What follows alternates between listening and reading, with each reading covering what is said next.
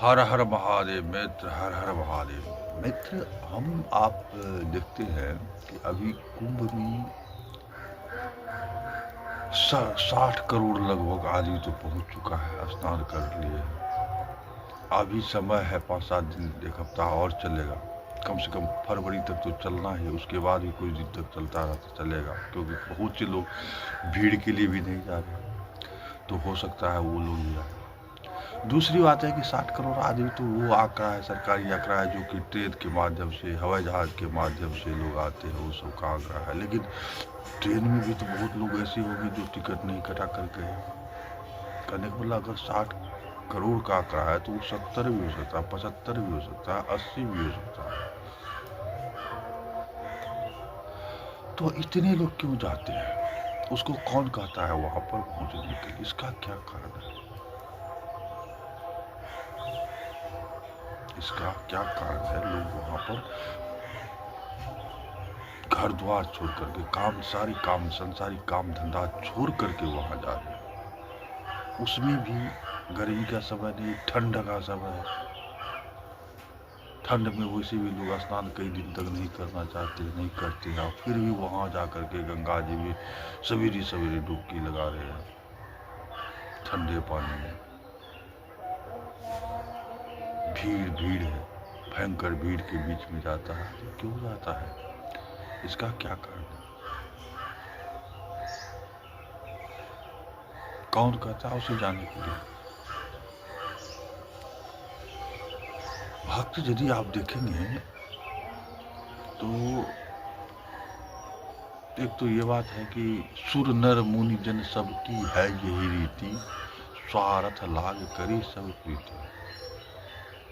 सब स्वार्थ के वशीभूत है। कोई भी काम मनुष्य बिना स्वार्थ के नहीं कर सकता।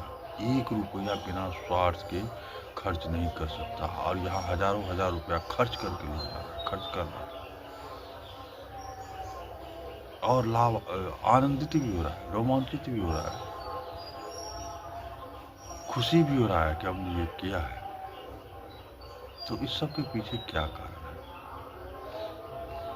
कुंभ की महिमा का अगर देखें तो यही कुंभ की महिमा है, गरिमा है, यही आस्था है। कुंभ मेला जिसमें कि ये कहा जाता है, कुंभ मतलब होता है कलश, घड़ा। घड़ा कौन सा घड़ा? अमृत का घड़ा, जिसमें अमृत है। अमृतत्व की प्राप्ति के लिए जो है सो सारे का क्रियाकलाप करता है मनुष्य, अमृतत्व की प्राप्ति हो। अमृतत्व की प्राप्ति से क्या होता है कि अजर अमर हो जाता है, ये बात है। आयु बढ़ती है, आरोग्य हो, लाभ होता है। इस समय, वह समय जो है, यह जो समय है, यह समय कैसे कहेंगे कि आज ही लग रहा है कुंभ लगना चाहिए, तो उसका जो योग्य बनता है, ग्रह नक्षत्र वार आदि के संयोग से जो समय बनता है, वही समय है। उसी समय में पहली बार यह घटना हुई थी, वहां अमृत गिरा था। तो वही समय जब उन सभी ग्रह नक्षत्रों का वार का संयोग बनता है, तो वो समय बन जाता है। और उस समय में जब हम वहां जाते हैं तो हमें ये लाभ प्राप्त होता है, क्योंकि उस समय वह जो अति शुभ मुहूर्त है, शुभ समय है, उसमें उस अमृत कलश को प्राप्त करने के समय में साक्षात नारायण भी वहां है, और नारायण कई रूपों में वहां पर है। जैसे कूर्म का अवतार लिया, कूर्म बन करके वो नीचे में बैठे हुए हैं। फिर मंदराचल पर्वत के रूप में बैठ आए हैं। फिर मंदराचल पर्वत को अकेले उठा करके कुंभ में वो स्थित किए, क्योंकि मंदराचल पर्वत तो कोई नहीं उठा सकता था। तो स्वयं भगवान विष्णु ने ही उस पर्वत को उठा करके उस पर रखा है। और फिर तब उसमें बासुकीनाथ जो का रस्सी बनाया गया है, और वो रस्सी बना करके एक तरफ देवता और एक तरफ दानव उसको जो है सो मथनी की तरफ मथा है। तो वह जो पावन पर्व है, वह पावन पर्व ही जो है सो, अच्छा, वहां पर सभी हमारे देवता हैं, सभी जितने भी हैं वो सबके सब है। तमाम है। यानी कहने का तात्पर्य ये है कि यह जो संयोग कुंभ का मेला लगता है, महाकुंभ का जो अवसर लगा हुआ है, इसमें वहां पर सबके सब उपस्थित है। तभी तो यह आत्मा उस परमात्मा की ओर आकर्षित हो रहा है, बिना कोई कल बिना कहे सुने। जो थोड़ा सा भी प्रबुद्ध आत्मा है, जिसका पुण्य थोड़ा सा भी बचा कुचा है या जगा हुआ है, वो सबके सब वहां पर पहुंच रहे हैं। उदाहरण के लिए जैसे आप कहेंगे कि भाई मेरा ये तो हिंदुओं का काम है, हिंदू धर्म का काम है, तो दूसरे लोग क्यों जाते कि दूसरा कोई धर्म है ही नहीं संसार में, पंथ है, मत है, तो है तो सभी जीवात्मा, है तो सबके सब उसी परमात्मा का अंश, ईश्वर अंश। महाकुंभ में पवित्र स्नान को लेकर श्रद्धालुओं की भीड़ लगातार चुनौती बनी हुई है। प्रयागराज ही नहीं, देश के अलग अलग जिलों में भी स्टेशनों पर जबरदस्त भीड़ है। यही वजह है कि प्रशासन को श्रद्धालुओं का ये सैलाब नियंत्रित करने के लिए एड़ी चोटी का जोर लगाना पड़ रहा है, लेकिन हालात फिर भी बेकाबू है। देखिए रिपोर्ट। इसका क्या है, वहां पर साक्षात नारायण महाकुंभ जाने की चाह मुश्किल है रहा, और वही प्रभाव है वो जा रहे हैं वहां के तो भक्त। हादसे से नहीं सबक, भीड़ नहीं रही हिचक। ये अलग बात है। रेलवे स्टेशनों पर भीड़ बेहिसाब,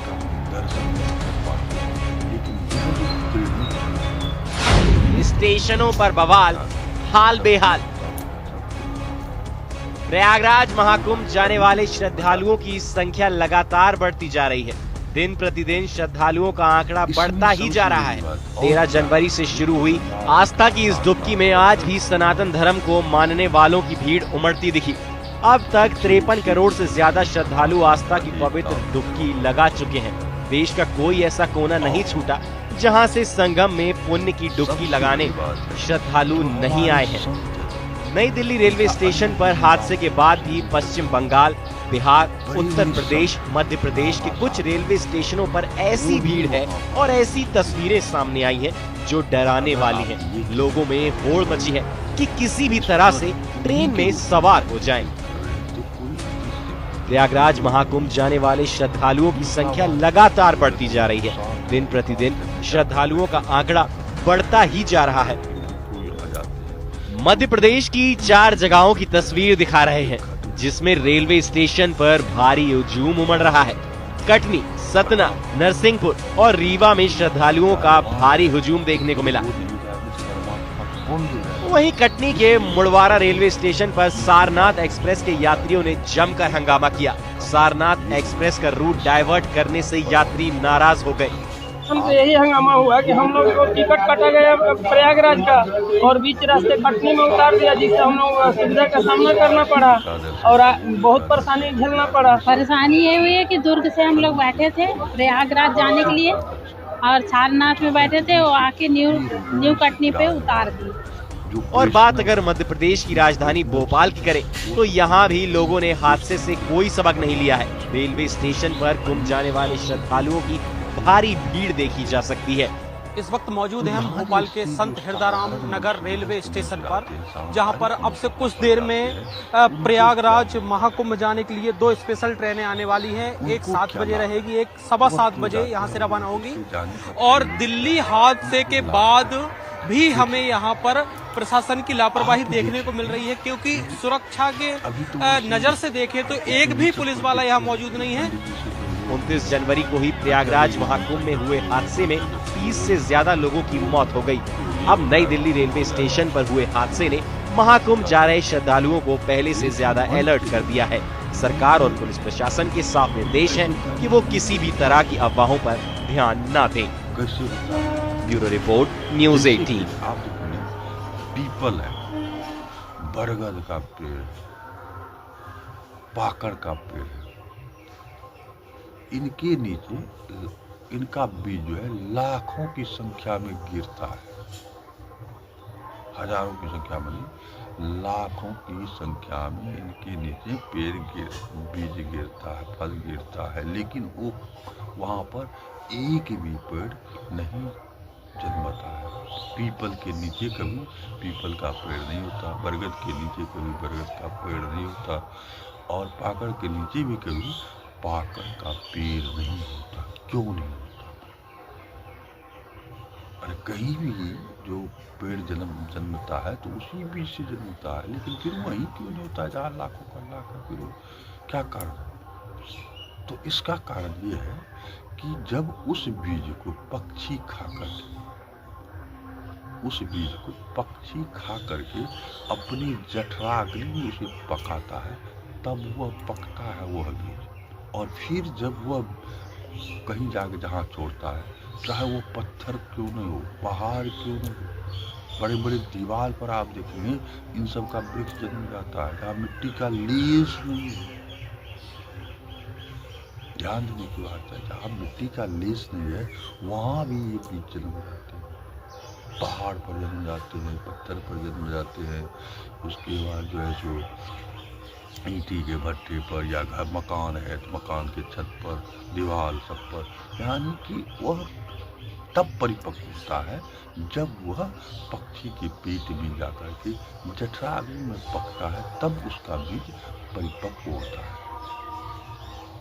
यदि ऐसा नहीं होता है तो उस पेड़ के नीचे गिरने वाला जो बीज है वह कच्चा ही रहता है, जिसके कारण वहाँ वह अंकुरित नहीं हो पाता। तो यही है क्या है, यही कि हमारे यहाँ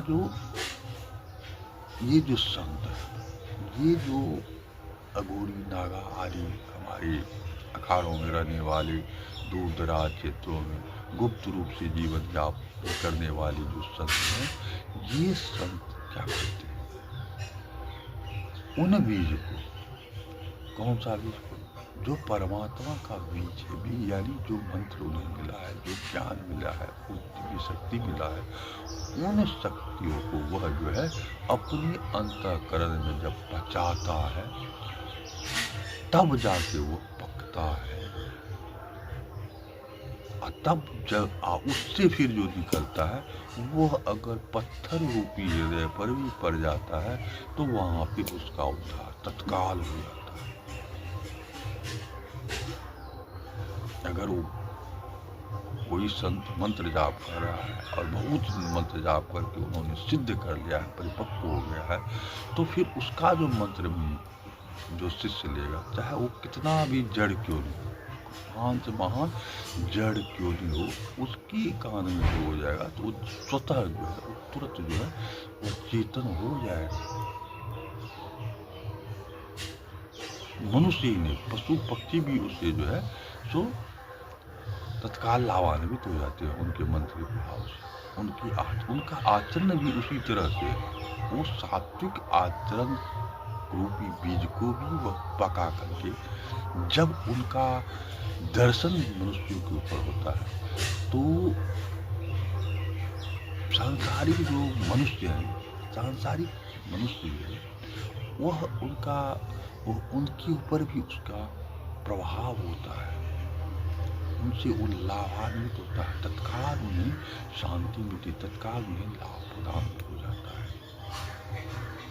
तो ये भी एक फायदा है कुंभ में, जिसके कारण लोग वहाँ जा रहे हैं, अंधाधुंध जा रहे हैं, एक सत्संग का लाभ हो जाता है। अभी लाखों की संख्या में जो है सो हमारे नागा साधु सब डमरू बजा रहे हैं, त्रिशूल नचा रहे हैं, मस्त होकर के जो है गा रहे हैं। उसका दर्शन, उसका स्पर्श हमको कुंभ में जाने से अवश्य ही प्राप्त हो जाता है, और वही हमारे जीवन का जो है सो भविष्य निर्धारण करता है।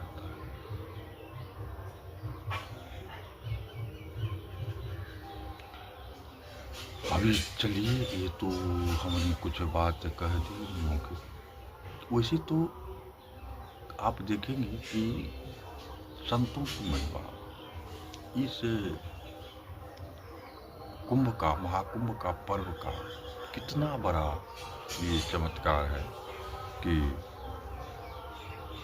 हम लोग अभी कितना विपरीत माहौल में थे और कितना खुशी के माहौल में। विपरीत माहौल का मतलब एक तरफ जहाँ हम लोग कोरोना से निकले, भयंकर कोरोना महामारी पूरा विश्व को व्याप्त करके त्राय करने पर मजबूर कर दिया। जब किसी तरह उससे निकले तो रूस यूक्रेन का युद्ध, इजराइल और ईरान, हमास आदि का युद्ध, गाजा आदि का युद्ध त्राय करने पर मजबूर कर।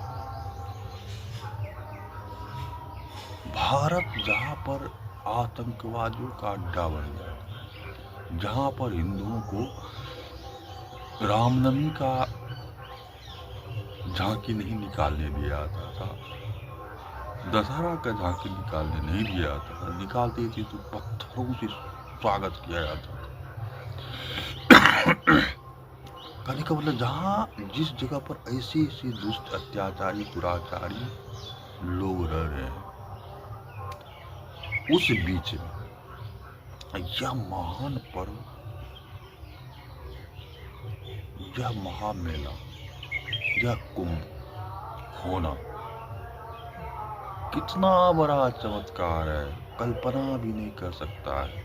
वो पत्थरमार सब, वो आतंकवाद सब कल्पना भी नहीं कर सकता है कि सनातन सत्य में इतना पावर है। सनातन सत्य धर्म, सनातन सत्य ये है। सनातन धर्म की ये महिमा है, ये गरिमा है, और उसके ऊपर कीचड़ उछालता था, जगह जगह बम आतंकित करके रखा, हजारों आदमी को उड़ा दिया जाता था। और ऐसे मनुष्यों के बीच में यह कार्यक्रम होना, यह तो ईश्वर की असीम कृपा ही। हमारा शासन तंत्र भी कुछ दिन पहले कितना घटिया शासन तंत्र था, ऐसे लोगों का ही शासन तंत्र था जो हमारे धर्म को नष्ट करने पर तुले थे, और वो सब आज रसातल में चले गए। यह तो महाकुंभ की महिमा है। मित्र, इस पर तो जितना कहा जाए उतना बात बनेगा, लेकिन विशेष कहने से क्या लाभ, इतना ही काफी है। आप लोग भी थोड़ा सा ध्यान दें, सत्कर्म की ओर बढ़ें। जय हिंद, जय भारत। आध्यात्मिक रूप से सर्वोच्च माना जाता है। कहा जाता है कि कुंभ स्नान का फल अश्वमेध यज्ञ के समान होता है। ये मेला भारतीय संस्कृति का अभूतपूर्व हिस्सा है जो कई सदियों से चला आ रहा है। पवित्र नदियों का संगम। कुंभ मेले में पवित्र नदियों में स्नान करना अत्यधिक शुभ और हिंदू धर्म में अत्यंत पुण्यदायक माना गया है। मान्यता है कि इस दिन संगम में स्नान करने से व्यक्ति के सभी पाप नष्ट हो जाते हैं और उसे मोक्ष की प्राप्ति होती है।